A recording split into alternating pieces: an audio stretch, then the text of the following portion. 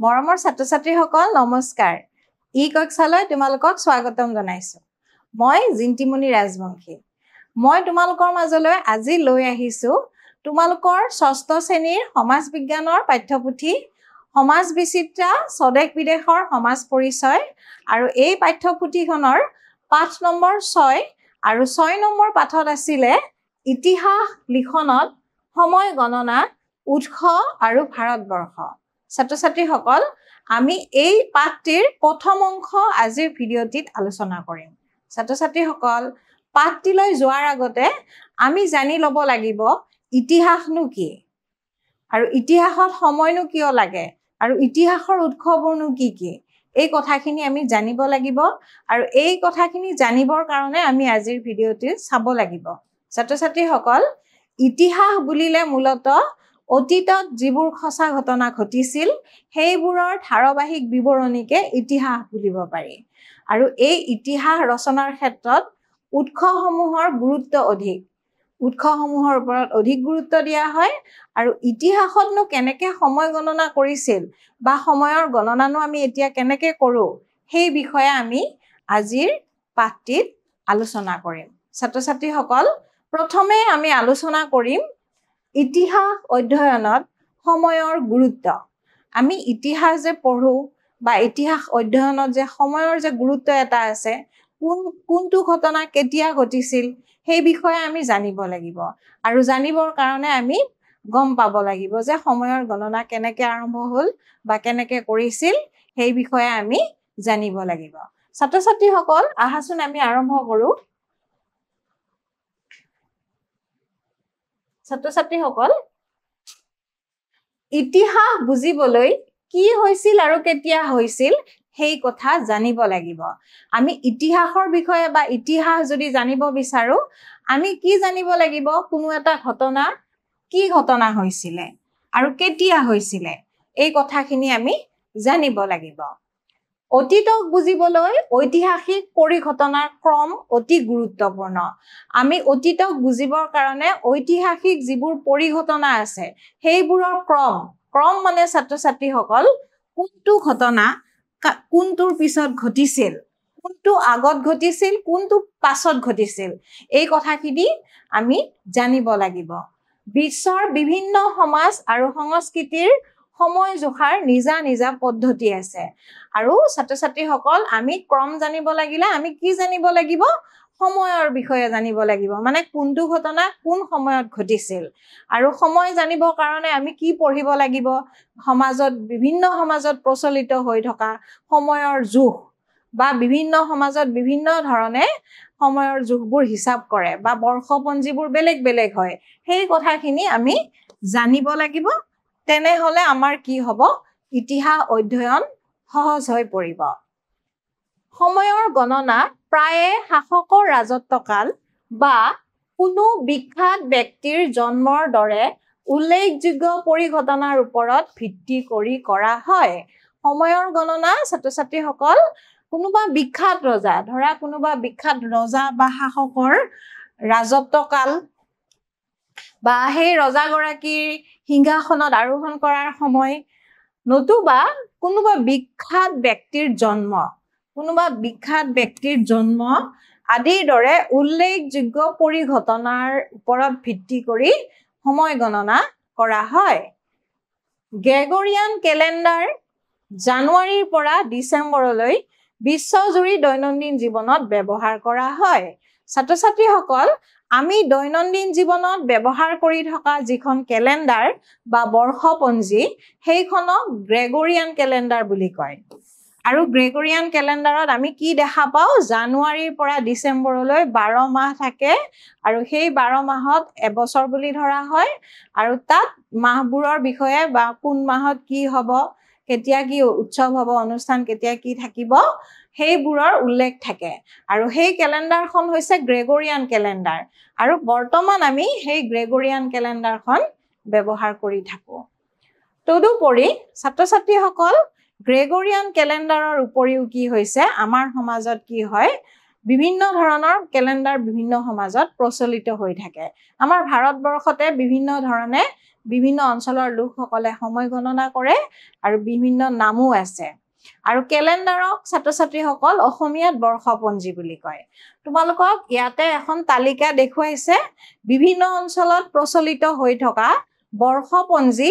বা কেলেণ্ডাৰ কেতিয়াৰ পৰা সেই বৰ্ষপঞ্জীৰ গণনা হৈছিলে আৰু কি কাৰণত বা ক'ত প্ৰয়োগ কৰা হয় সেই বিষয়েও তোমালোকক এই তালিকাখনত দেখুৱাই দিছে ছাত্ৰ ছাত্ৰীসকল আমি পাইছো যে কোনোবা ৰজাৰ তেখেতৰ ৰাজত্বকালৰ বা তেখেতৰ সময়ৰ উল্লেখযোগ্য পৰিঘটনা নতুবা কোনো বিখ্যাত ব্যক্তিৰ জন্মৰ সময়ৰে পৰা বৰ্ষপঞ্জীসমূহ গণনা কৰা হয় সেইমতে ইয়াতেও তেনেকুৱা তোমালোকক এখন তালিকা দিছে আমি তালিকাখন আহাচোন চাওঁ বৰ্ষপঞ্জী বিক্ৰম সংবত এইখনক বিক্ৰমী বুলিও কয় ছাত্ৰ ছাত্ৰীসকল বিক্ৰম সংবত এখন কি বৰ্ষপঞ্জী বা কেলেণ্ডাৰ আৰু এইখনৰ আৰম্ভণি গ্ৰেগৰিয়ান কেলেণ্ডাৰ মতে হৈছিলে খ্ৰীষ্টপূৰ্ব 57 ছাত্ৰ ছাত্ৰীসকল খ্ৰীষ্টপূৰ্বৰ বিষয়েও তোমালোকে পাবা খ্ৰীষ্টপূৰ্ব 57ৰে পৰা এই বিক্ৰমী নামৰ বৰ্ষপঞ্জী বা কেলেণ্ডাৰখন ব্যৱহাৰ কৰা হৈছে আৰু আৰম্ভণি কেতিয়াৰ পৰা হৈছিল মানে বিক্ৰমী বৰ্ষপঞ্জীৰ আৰম্ভণি হৈছিলে ৰজা বিক্ৰমাদিত্যই ৰজাক পৰাস্ত কৰাৰ বছৰ ছাত্ৰ ছাত্ৰীসকল আমি পাইছো যে কোনোবা শাসকৰ উল্লেখযোগ্য পৰিঘটনাৰ পৰাও বৰ্ষপঞ্জীৰ গণনা কৰা হয় আৰু এই বিক্ৰমী বৰ্ষপঞ্জীখন ৰজা বিক্ৰমাদিত্যই ৰজাক পৰাস্ত কৰাৰ সময়ৰে পৰা গণনা কৰা হৈছে আৰু গ্ৰেগৰিয়ান কেলেণ্ডাৰ মতে খ্ৰীষ্টপূৰ্ব 57 হয় আৰু প্ৰয়োগ ক'ত হয় বুলি যদি সোধা হয় উত্তৰটোত আমি ক'ব লাগিব যে হিন্দু ধৰ্মীয় অনুষ্ঠানৰ দিন নিৰ্ণয় কৰিবলৈ বিক্ৰমী বৰ্ষপঞ্জীখন ব্যৱহাৰ কৰা হয় আৰু এখন তোমালোকক বৰ্ষপঞ্জীৰ বিষয়ে কৈছে সেইখন হৈছে শকাব্দ বা শালিবাহনাব্দ এইখনৰ নাম হৈছে ছাত্ৰ ছাত্ৰীসকল শকাব্দ বা শালিবাহনাব্দ আৰু এইখনৰো গণনা আৰম্ভ হৈছিল খ্ৰীষ্টাব্দ 78ৰ পৰা শকাব্দৰ গণনা কৰা হয় আৰু এইখনৰ আৰম্ভণি মানে শকাব্দ বৰ্ষপঞ্জীখনৰ আৰম্ভণি হৈছিলে কুশান ৰজা কনিষ্কৰ ৰাজ অভিষেক আনুমানিক বুলি কৈছে মানে অনুমান কৰা হৈছে যে কুশানসকলৰ ৰজা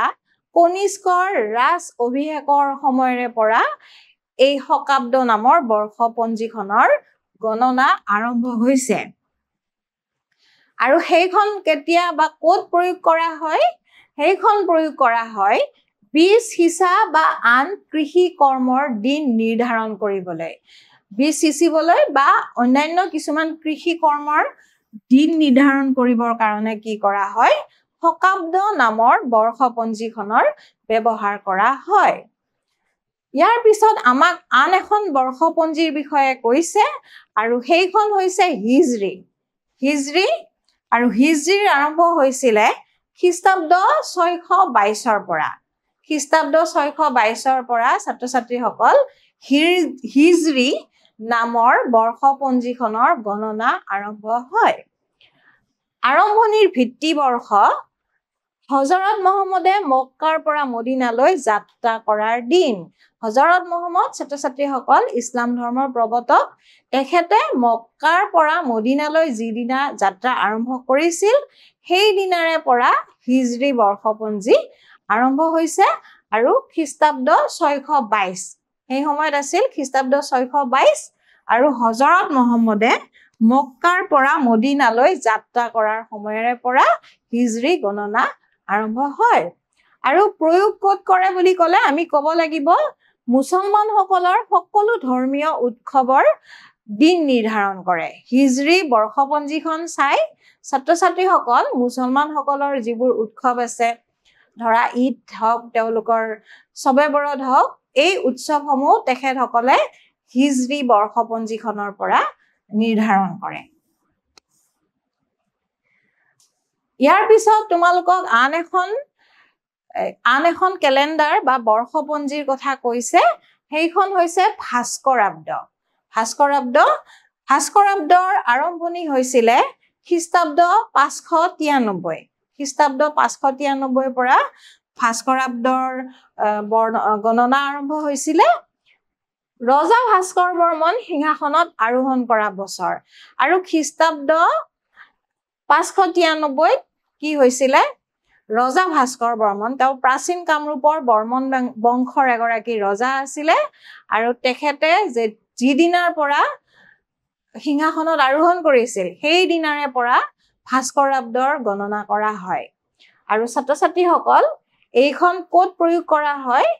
এইখন প্ৰয়োগ কৰা হয় বিহু তথা অসমীয়া উৎসৱ পাৰ্বণৰ দিন নিৰ্ধাৰণ কৰিবলৈ কি কৰা হয় ভাস্কৰাব্দ বৰ্ষপঞ্জীখন ব্যৱহাৰ কৰা হয় ইয়াৰ পিছত দিছে শংকৰাব্দৰ গণনা ছাত্ৰ-ছাত্ৰীসকল খ্ৰীষ্টাব্দ 1449 ছাত্ৰ-ছাত্ৰীসকল 1449 চনত শ্ৰীমন্ত মহাপুৰুষ শ্ৰীমন্ত শংকৰদেৱৰ জন্ম হৈছিলে আৰু তেখেতৰ জন্মৰে পৰা অসমত শংকৰাব্দ নামৰ এখন বৰ্ষপঞ্জীৰ গণনা কৰা হয় আৰু সেইখনেৰে ছাত্ৰ-ছাত্ৰীসকল কি কৰে শংকৰদেৱৰ তিথি কেতিয়া হ'ব তেনেকুৱা ধৰণৰ তিথিবোৰ চাবৰ কাৰণে শংকৰাব্দ নামৰ বৰ্ষপঞ্জীখন ব্যৱহাৰ কৰে ছাত্ৰ-ছাত্ৰীসকল এই তালিকাখনত তোমালোকে দেখিলা যে আমাৰ ভাৰতৰে বিভিন্ন বৰ্ষপঞ্জীসমূহৰ বিষয়ে বিভিন্ন অঞ্চলত ব্যৱহাৰ কৰা কিছুমান বৰ্ষপঞ্জী এইখনত আকৌ ছাত্ৰ-ছাত্ৰীসকল তোমালোকে দেখিবা এইখন আমাৰ এখন কেলেণ্ডাৰ আমি সাধাৰণতে আমি দৈনন্দিন জীৱনত ব্যৱহাৰ কৰি থকা এখন কেলেণ্ডাৰ বা বৰ্ষপঞ্জী এইখন হৈছে 2025 চনৰ এখন কেলেণ্ডাৰ আৰু ইয়াতে তোমালোকক জানুৱাৰীৰ পৰা ডিচেম্বৰলৈ 12টা মাহৰ বিষয়ে মাহ দেখুৱাইছে আৰু কোন তাৰিখত কি বাৰ হ'ব ইয়াতে ধুনীয়াকৈ আছে আৰু এইখন কেলেণ্ডাৰ আমি বৰ্তমান সময়ত ব্যৱহাৰ কৰি থকা গ্ৰেগৰিয়ান কেলেণ্ডাৰ ছাত্ৰ-ছাত্ৰীসকল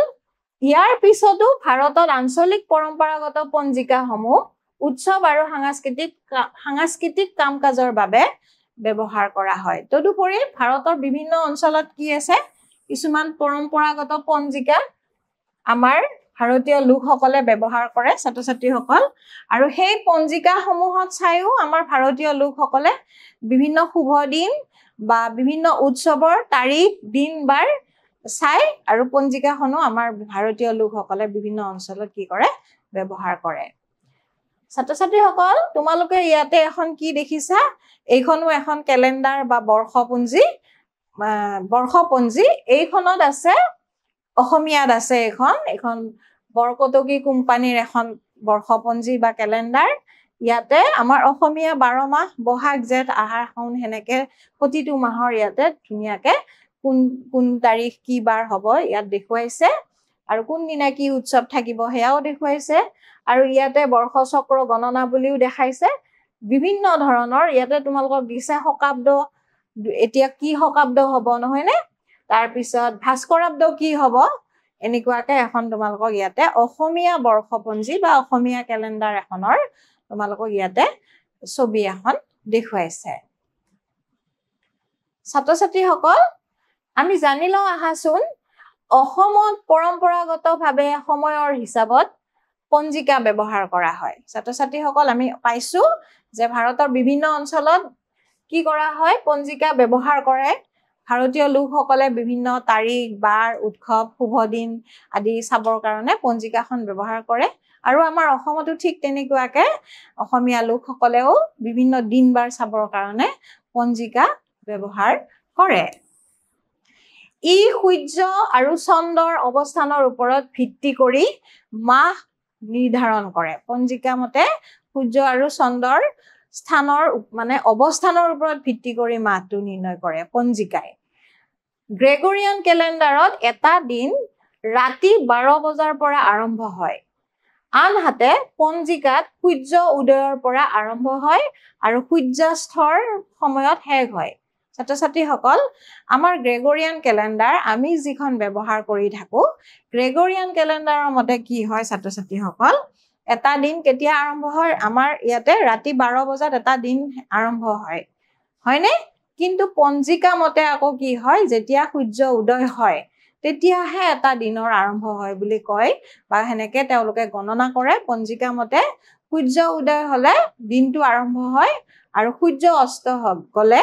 দিনটো শেষ হয় এনে ধৰণে পঞ্জিকাত হিচাপ কৰে কিন্তু গ্ৰেগৰিয়ান ক্যালেন্ডাৰ মতে নিশা 12 বজাৰ পৰাই কি হয় এটা নতুন দিনৰ আৰম্ভ হয় দুইখন বৰ্ষপঞ্জী মতে অলপ বেলেগ ধৰণে সময়ৰ যুগটো লোৱা হয় পঞ্জিকাত দৈনিক সূৰ্য উদয় আৰু সূৰ্যাস্তৰ সময়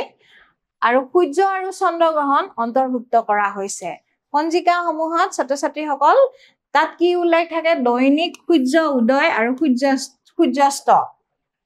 তাৰমানে সূৰ্য কেই বজাত উদয় হৈছে বা সূৰ্যৰ অস্ত কেই বজাত হৈছে তেনেকুৱা সময়সমূহ উল্লেখ থাকে বা চন্দ্ৰগ্ৰহণ কেতিয়া হয় সূৰ্যগ্ৰহণ কেতিয়া হয় সেইবোৰ উল্লেখ থাকে অমাৱস্যা কেতিয়া হয় পূৰ্ণিমা কেতিয়া হয় এনে ধৰণৰ তথ্যবোৰ কি ক'ত উল্লেখ থাকে পঞ্জিকাখনত উল্লেখ থাকে আৰু আমি গমে পালো যে ভাৰতীয় লোকসকলে কি কৰে বিভিন্ন দিন চাবলৈ পঞ্জিকা ব্যৱহাৰ কৰে ছাত্ৰ-ছাত্ৰীসকল এতিয়া আমি এখন ইয়াতে কি দেখিছো এখন কাল নিৰ্ণয় বুলি কৈছে এখন বৰ্ষপঞ্জী কিন্তু এইখনত কি আছে হিন্দীত আছে ভাৰতৰ বেলেগ বেলেগ ঠাইৰ কিছুমান লোকে কি কৰে হিন্দী ক্যালেন্ডাৰ বা বৰ্ষপঞ্জীখন ব্যৱহাৰ কৰে আৰু তেখেতসকলে ইয়াতে তেনেকুৱাকে ইয়াতে 1 2 3 হিন্দীত লিখা আছে সংখ্যাবোৰ তেনেকুৱাকে তেওঁলোকেও ব্যৱহাৰ কৰে তাতো বাৰ তাৰিখ বিভিন্ন ধৰণৰ অমাৱস্যা পূৰ্ণিমা এইবোৰ কথা উল্লেখ থাকে আমি যেনেকে অসমীয়া বৰ্ষপঞ্জীখন পালো ঠিক তেনেকুৱাকে এইখনো এখন বৰ্ষপঞ্জী কিন্তু ইয়াত কি আছে হিন্দী আখৰেৰে লিখা আছে ছাত্ৰ-ছাত্ৰীসকল এতিয়া আমি এখন বৰ্ষপঞ্জী বা ক্যালেন্ডাৰৰ পৰা আমি কি চাও বা তাত কি চাও আমি ক্যালেন্ডাৰখনত আমি তাত কি চাও মূলত আমি কেতিয়াবা মাহটো চাও কি মাহ চলি আছে হেতু আমি চাও উৎসৱৰ তাৰিখ মানে উৎসৱবোৰ কোন দিনা কেতিয়া হ'ব নহয় নে বিহু কেতিয়া হ'ব পূজা কেতিয়া হ'ব সেই তাৰিখবোৰ আমি চাও বতৰৰ পূৰ্বাভাস কিছুমানত থাকে বতৰৰ পূৰ্বাভাসও থাকে হেইটো আমি কেতিয়াবা ক্যালেন্ডাৰ বা বৰ্ষপঞ্জীৰ পৰা আমি গম পাও বিয়া আৰু কৃষি কৰ্মৰ বাবে শুভ সময় আৰু আমি ভাৰতীয় সকলে কি কৰো বিভিন্ন শুভ সময় বিভিন্ন অনুষ্ঠান বা আমাৰ মাঙ্গলিক কাৰ্য পাতিবৰ কাৰণে শুভ সময় চাবৰ কাৰণেও আমি ক্যালেন্ডাৰ ব্যৱহাৰ কৰো ঘৰুৱা কিবা কাজ পাতিব লাগিলে বা ৰাজহুৱা কিবা কাজ পাতিব লাগিলে শুভ দিন চাবৰ কাৰণেও কি কৰে ভাৰতীয় লোকসকলে ক্যালেন্ডাৰখন বা পঞ্জিকাও ব্যৱহাৰ কৰে নতুবা ক্যালেন্ডাৰো ব্যৱহাৰ কৰে ছাত্ৰ-ছাত্ৰীসকল এতিয়া আমি বিভিন্ন অঞ্চলত ব্যৱহাৰ হোৱা বিভিন্ন ক্যালেন্ডাৰ আমি ভাৰতৰে বিভিন্ন অঞ্চলত ব্যৱহাৰ হোৱা ক্যালেন্ডাৰৰ বিষয়ে পালো গ্ৰেগৰিয়ান ক্যালেন্ডাৰৰ বিষয়েও আমি পালো সাধাৰণ ক্যালেন্ডাৰ অবিহনে বিশ্বব্যাপী সময়ৰ সমন্বয় সমস্যাজনক হৈ পৰে কিন্তু ক্যালেন্ডাৰখন বেলেগ হলে কি হ'ব যেহেতু আমি এতিয়া গোলকীয় এখন গাঁৱত বাস কৰো আৰু আমাৰ পৃথিৱীৰ বিভিন্ন অঞ্চলৰ লগত আমাৰ সময়ৰ গণনাটো একে থাকিলে সুবিধা হয় হয়নে আৰু হেহে বিভিন্ন ক্যালেন্ডাৰ থাকিলে বা বিভিন্ন ক্যালেন্ডাৰ ব্যৱহাৰ কৰিলে সমস্যাৰ সৃষ্টি হ'ব পাৰে আৰু তাৰ কাৰণে বা সেই সমস্যা যাতে নহয় তাৰ কাৰণে বিশ্বৰ বেছিভাগ ঠাই মানে বিশ্বৰ সকলো ঠাইৰ মানুহে কি কৰে সততে গ্ৰেগৰিয়ান বৰ্ষপঞ্জী বা গ্ৰেগৰিয়ান ক্যালেন্ডাৰখনহে ব্যৱহাৰ কৰে কিয় ব্যৱহাৰ কৰে নহলে ইখন ঠাইৰ লগত সিখন ঠাইৰ কি হয় খেলিমেলি হ'ব বা সমন্বয় নাথাকিব সময়ৰ হিচাপৰ সেই কাৰণে পৃথিৱীৰ সকলো ঠাইৰ লোকে কি ব্যৱহাৰ কৰে গ্ৰেগৰিয়ান ক্যালেন্ডাৰ যিখনত ছাত্ৰ-ছাত্ৰীসকল জানুৱাৰীৰ পৰা ডিচেম্বৰলৈ কি থাকে হিচাপ থাকে আৰু সেই ক্যালেন্ডাৰখনে বিশ্বৰ সকলো ঠাইৰ লোকে ব্যৱহাৰ কৰে আৰু সেইখন হৈছে গ্ৰেগৰিয়ান ক্যালেন্ডাৰ ছাত্ৰ-ছাত্ৰীসকল বিশ্বৰ সকলো ঠাইৰ লোকে ব্যৱহাৰ কৰি থকা এই গ্ৰেগৰিয়ান ক্যালেন্ডাৰৰ গণনা প্ৰথম আৰম্ভ কেতিয়া হৈছিল বুলি যদি কোৱা হয় আমি ক'ব লাগিব যে গ্ৰেগৰিয়ান ক্যালেন্ডাৰৰ হিচাপ বা গণনা আৰম্ভ হৈছিল যীশু খ্ৰীষ্টৰ জন্মৰ সময়ৰ পৰা যীশু খ্ৰীষ্টৰ কথা জানাই তোমালোকে ছাত্ৰ-ছাত্ৰীসকল যীশু খ্ৰীষ্ট আছিল কোন খ্ৰীষ্টান ধৰ্মৰ প্ৰৱৰ্তক তেখেতৰ জন্মৰ পৰাই কি হৈছিল গ্ৰেগৰিয়ান ক্যালেন্ডাৰৰ গণনা আৰম্ভ হৈছিল তেওঁৰ জন্মৰ পিছৰ বছৰবোৰক খ্ৰীষ্টাব্দ তেখেতৰ জন্মৰ পিছৰ সময়খিনিক কি বুলি গণনা কৰা হয় খ্ৰীষ্টাব্দ বুলি গণনা কৰা হয় ছাত্ৰ ছাত্ৰীসকল তেখেতৰ জন্মৰ পিছৰ সময়খিনি খ্ৰীষ্টাব্দ কিন্তু তেখেতৰ জন্মৰ আগৰো সময় আছিলে নহয় জানো ছাত্ৰ ছাত্ৰীসকল তেখেতৰ জন্মৰ আগৰ সময়ও আছিলে তেখেতৰ জন্মৰ আগৰ সময়খিনি কি বুলি গণনা কৰা হয় খ্ৰীষ্টপূৰ্ব মনত ৰাখিবা ছাত্ৰ ছাত্ৰীসকল খ্ৰীষ্টাব্দ আৰু খ্ৰীষ্টপূৰ্ব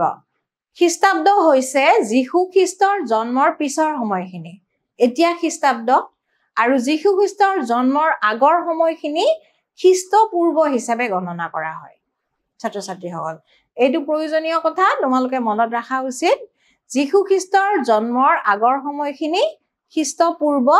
আৰু পিছৰ সময়খিনি হৈছে খ্ৰীষ্টাব্দ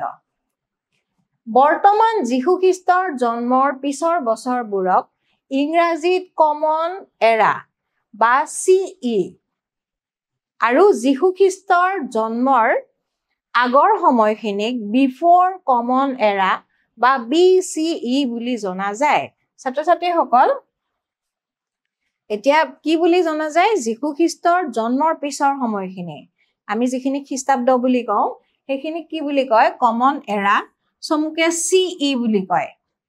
আৰু যীশু খ্ৰীষ্টৰ জন্মৰ আগৰ সময়খিনি আমি খ্ৰীষ্টপূৰ্ব বুলিও কওঁ আৰু সেইখিনি কোৱা হয় বিফৰ কমন এৰা বা BCE চমুকে থাকিলে BCE আমি বুজিব লাগিব যে যীশু খ্ৰীষ্টৰ জন্মৰ আগৰ সময়খিনি আৰু CE যদি থাকে মানে কমন এৰা যীশু খ্ৰীষ্টৰ জন্মৰ পিছৰ সময়খিনি বা খ্ৰীষ্টাব্দ মন কৰিবলগীয়া কথা যে গ্ৰেগৰিয়ান বৰ্ষপঞ্জীত 0 বছৰ অন্তৰ্ভুক্ত কৰা হোৱা নাই গ্ৰেগৰিয়ান কেলেণ্ডাৰখনত কিন্তু ছাত্ৰ ছাত্ৰীসকল 0 বছৰটো অন্তৰ্ভুক্ত হোৱা নাই তাত 0 বছৰ নাই তাৰ মানে খ্ৰীষ্টাব্দৰ বছৰবোৰ কেনেকৈ গণনা কৰা হৈছে 1ৰ পৰা গণনা কৰা হৈছে যীশু খ্ৰীষ্টৰ জন্মৰ পিছত সময়ত 1 2 3 4 এনেকৈ গণনা কৰি কৰি এতিয়া 2025 বৰ্ষ চলি আছে আৰু ঠিক তেনেদৰে যীশু খ্ৰীষ্টৰ আগৰ জন্মৰ আগৰ সময়খিনিও কি ক'ৰ পৰা গণনা কৰিছে 1ৰ পৰাই গণনা কৰিছে খ্ৰীষ্টপূৰ্বই হওক বা খ্ৰীষ্টাব্দই হওক 0 বছৰ নাই এই কথাটো আমি মনত ৰাখিব লাগিব 1ৰ পৰা গণনা কৰা হৈছে ছাত্ৰ ছাত্ৰীসকল এতিয়া তোমালোকে খ্ৰীষ্টাব্দ আৰু খ্ৰীষ্টপূৰ্ব এই কথাখিনি জানিবৰ কাৰণে তোমালোকে এডাল সময় ৰেখা এই সময় ৰেখাৰ সহায় ল'ব পাৰা সময় ৰেখাডাল চালে তোমালোকে ভাল ধৰণে বুজি পাবা তোমালোকক ইয়াতে সুন্দৰকৈ দেখুৱাইছে এডাল ৰেখা এইখিনিতে যীশু খ্ৰীষ্টৰ জন্ম যীশু খ্ৰীষ্টৰ জন্মৰ এইফালৰ সময়খিনি হৈছে ছাত্ৰ ছাত্ৰীসকল খ্ৰীষ্টাব্দ আৰু যীশু খ্ৰীষ্টৰ জন্মৰ আগৰ সময়খিনি হ'ল খ্ৰীষ্টপূৰ্ব আৰু আমি এইমাত্ৰ পালো যে খ্ৰীষ্টাব্দই হওক বা খ্ৰীষ্টপূৰ্বই হওক 0 বছৰ নাই 1ৰ পৰা গণনা কৰিছে সেয়েহে খ্ৰীষ্টাব্দৰ ফালেও এনেকৈ আমি গণনা কৰি যাব পাৰো 1 2 3 কে এনেকৈ তোমালোকক সহজকে দিছে 1 100 500 1000 এনেকুৱাকে সময়বোৰ আগবাঢ়ি আছে আৰু যীশু খ্ৰীষ্টৰ জন্মৰ আগৰ সময়খিনিও এনেকৈ উলুটাকে গণনা হৈছিলে মানে 1 তাৰপিছত 100 তাৰপিছত 500 এনেকৈ ছাত্ৰ ছাত্ৰীসকল তোমালোকে মনত ৰাখিবা যে যীশু খ্ৰীষ্টৰ জন্মৰ পিছৰ সময়খিনি হৈছে খ্ৰীষ্টাব্দ আৰু যীশু খ্ৰীষ্টৰ জন্মৰ আগৰ সময়খিনি হৈছে খ্ৰীষ্টপূৰ্ব আৰু এই সময় ৰেখাডালৰ সহায়ত মানে তোমালোকে ভাল ধৰণে বুজি পাবা এইডাল সময় ৰেখা তোমালোকে মন কৰিবা আৰু কথাখিনি বুজি ল'বা ছাত্ৰ ছাত্ৰীসকল ইতিহাসবিদসকলে দীৰ্ঘ সময় বুজাবলৈ প্ৰায় নিৰ্দিষ্ট শব্দ কিছুমান ব্যৱহাৰ কৰে আমি খ্ৰীষ্টাব্দ বা খ্ৰীষ্টপূৰ্বৰ বিষয়েও পালো আৰু বিভিন্ন অঞ্চলত প্ৰচলিত হৈ থকা বৰ্ষপঞ্জীসমূহৰ বিষয়েও পালো কিন্তু সময়ৰ কিছুমান দীৰ্ঘ হিচাপো থাকে দীৰ্ঘকালীন সময় থাকে আৰু সেইবোৰ কেনেকৈ গণনা কৰা হয় বা কেনেকৈ সেইবোৰ কি বুলি মাতিম আমি সেইবোৰক কি বুলি ক'ম তাৰ কিছুমান কি আছে নিৰ্দিষ্ট শব্দ আছে ছাত্ৰ ছাত্ৰীসকল ধৰা হ'ল আমি দশক বুলি কওঁ দশকটো হৈছে ছাত্ৰ ছাত্ৰীসকল 10 বছৰ 10 বছৰৰ সময়খিনি কি বুলি কয় দশক বুলি কয় 1 দশক 2 দশক তেনেকুৱাকে শতিকা মানে হ'ল ছাত্ৰ ছাত্ৰীসকল 100 বছৰ 100 বছৰৰ সময়খিনিক শতিকা বুলি কয় যেনে 20 শতিকা 20 শতিকাটো ক'ৰ পৰা হিচাপ কৰিব 1901ৰ পৰা 2000 লৈ গতিকে এনে ধৰণে আমাৰ সময়ৰ কিছুমান হিচাপ কৰা দেখাইছে ইয়াতে তাৰ পিছত আহিল সহস্ৰাব্দটো ছাত্ৰ-ছাত্ৰীসকল 1000 বছৰ 1000 বছৰৰ সময়খিনিক সহস্ৰাব্দ বুলি কয় এতিয়া ছাত্ৰ-ছাত্ৰীসকল আমি 3 নম্বৰ বা তৃতীয় সহস্ৰাব্দত আমি আছো 2001ৰ পৰা এই সহস্ৰাব্দ আৰম্ভ হৈছে 3000 বছৰলৈ এই তৃতীয় সহস্ৰাব্দ চলি থাকিব ইয়াৰ পিছত আহিল ছাত্ৰ-ছাত্ৰীসকল যুগত তোমালোকক তেনেকুৱাকে নিৰ্দিষ্ট সময় দেখুৱা নাই ইয়াতে কৈছে যে সাধাৰণ বৈশিষ্ট্য থকা এটা দীঘলীয়া অনিৰ্দিষ্ট সময় সেইখিনিকে যুগ বুলি কয় সাধাৰণ বৈশিষ্ট্য থকা দীঘলীয়া হ'ব লাগিব অনিৰ্দিষ্ট সময় কিন্তু নিৰ্দিষ্ট সময় নাথাকে ছাত্ৰ-ছাত্ৰীসকল আৰু সেই সময়খিনিৰ এটা নিৰ্দিষ্ট বৈশিষ্ট্য থাকিব লাগিব উদাহৰণ হিচাপে তোমালোকক দিছে যেনে শৈল যুগ বা প্ৰস্থৰ যুগ শৈল যুগ বা প্ৰস্থৰ মানে শিলৰ যুগ বুলি কিয় কৈছে ছাত্ৰ-ছাত্ৰীসকল সেইখিনি সময়ত কি কৰিছিল লোকসকলে শিলৰ ব্যৱহাৰ কৰিছিল সাধাৰণ বৈশিষ্ট্য আমি দেখিলো শিলৰ ব্যৱহাৰ আৰু সেই গোটেই সময়খিনিক এটা যুগ বুলি কোৱা হয় ছাত্ৰ-ছাত্ৰীসকল সেইখিনি আছিল আমাৰ সময়ৰ বিভিন্ন হিচাপ বা বিভিন্ন আমি নামেৰে আমি বিভিন্ন সময়ৰ দীঘল সময়বোৰক দিয়া নাম তো প্ৰস্থৰ যুগ বুলি আমি এইমাত্ৰ পালো প্ৰস্থৰ মানে শিল ছাত্ৰ-ছাত্ৰীসকল প্ৰায় 20 লাখ বছৰ আগৰ পৰা খ্ৰীষ্টপূৰ্ব 3000 চনলৈকে প্ৰস্থৰ যুগ বুলি কওঁতে এটা দীঘলীয়া অনিৰ্দিষ্ট সময় হ'ব আৰু কেতিয়া হৈছিলে প্ৰায় 20 লাখ বছৰ আগৰ পৰা প্ৰস্থৰ যুগ চলি আহিছে কেতিয়ালৈ খ্ৰীষ্টপূৰ্ব 3000 চনলৈকে প্ৰস্থৰ যুগ চলি আছিল মানুহে ধাতুৰ সঁজুলি ব্যৱহাৰ কৰিব নাজানিছিল আৰু সকলো কামতে শিলৰ সঁজুলি ব্যৱহাৰ কৰিছিল আৰু এই দীঘলীয়া সময়খিনিত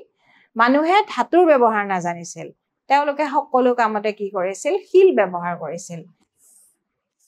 যিহেতু সকলো কামতে শিল ব্যৱহাৰ কৰিছিল এই সময়খিনিত সেই কাৰণে সেই যুগটোক বোলা হৈছে প্ৰস্থৰ যুগ আৰু আমি কি পাইছো যে নিৰ্দিষ্ট বৈশিষ্ট্য থাকিব লাগিব আৰু অনিৰ্দিষ্ট সময় হয় তেনেকুৱা তোমালোকক এটা উদাহৰণ হিচাপে ইয়াতে প্ৰস্থৰ যুগৰ কথা দিছে আৰু প্ৰস্থৰ যুগত ব্যৱহাৰ হোৱা বিভিন্ন সঁজুলিৰ চিত্ৰ তোমালোকক ইয়াতে দেখুৱাইছে আৰু প্ৰস্থৰ যুগত ছাত্ৰ-ছাত্ৰীসকল কি হৈছিলে শিলৰ ব্যৱহাৰ হৈছিল কাৰণ তেখেতসকলে সেই সময়ত ধাতুৰ ব্যৱহাৰ নাজানিছিল ছাত্ৰ-ছাত্ৰীসকল আমাৰ এই ভিডিঅ'টো শেষ কৰিব লাগিব তাৰ আগতে মই তোমালোকলৈ দুটা মূল্যায়ন আনিছো আৰু মূল্যায়ন দুটা আমি আলোচনা কৰি লওঁ মূল্যায়নত তোমালোকক 1 নম্বৰত মই ৰাখিছো বিহু তথা আন অসমীয়া উৎসৱ পাৰ্বণৰ দিন নিৰ্ধাৰণ কৰিবলৈ কোনখন বৰ্ষপঞ্জী ব্যৱহাৰ কৰা হয় ছাত্ৰ-ছাত্ৰীসকল আমি কেইবাখনো বৰ্ষপঞ্জীৰ বিষয়ে পাইছো আমাক ইয়াতে সুধিছে যে বিহু বা অসমীয়াৰ বিভিন্ন উৎসৱৰ দিন নিৰ্ধাৰণ কৰিবৰ কাৰণে কোনখন বৰ্ষপঞ্জী ব্যৱহাৰ কৰে আমাক ইয়াতে 4টা বিকল্প উত্তৰ দিছে ইয়াতে দিছে হিজৰী দিছে ভাস্কৰাব্দ দিছে শংকৰাব্দ দিছে শকাব্দ দিছে ছাত্ৰ-ছাত্ৰীসকল তোমালোকে নিশ্চয় জানা যে ইয়াৰ শুদ্ধ উত্তৰটো হ'ব ভাস্কৰাব্দ বৰ্ষপঞ্জীখনৰ পৰাই অসমীয়া লোকসকলে বিহু তথা আন উৎসৱ পাৰ্বণসমূহ নিৰ্ধাৰণ কৰে সেইখন চাই অসমীয়া লোকসকলে এই উৎসৱসমূহৰ দিন নিৰ্ধাৰণ কৰে বা তেওঁলোকে চাব পাৰে 2 নম্বৰ মূল্যায়নত আছে আমি সকলোৱে ব্যৱহাৰ কৰা জানুৱাৰীৰ পৰা ডিচেম্বৰলৈ ব্যৱহাৰ কৰা বৰ্ষপঞ্জীখনক ডেছ বোলা হয় ছাত্ৰ-ছাত্ৰীসকল ইয়াৰ উত্তৰটো হ'ব গ্ৰেগৰিয়ান বৰ্ষপঞ্জী গ্ৰেগৰিয়ান বুলি আমি ইয়াত লিখিব লাগিব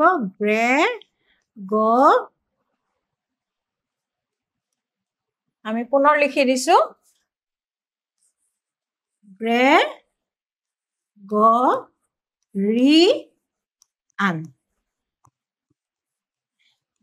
ছাত্ৰ-ছাত্ৰীসকল আমি সকলোৱে ব্যৱহাৰ কৰি থকা জানুৱাৰীৰ পৰা ডিচেম্বৰলৈ গণনা কৰা বৰ্ষপঞ্জীখন হৈছে গ্ৰেগৰিয়ান বৰ্ষপঞ্জী বা সেই বৰ্ষপঞ্জীখনক গ্ৰেগৰিয়ান বোলা হয় ছাত্ৰ-ছাত্ৰীসকল আমাৰ ভিডিঅ'টি ইমানতে সামৰিব লাগিব নতুন ভিডিঅ' এটি লৈ তোমালোকৰ মাজলৈ মই আকৌ আহিম আজিলৈ এৰিছো ধন্যবাদ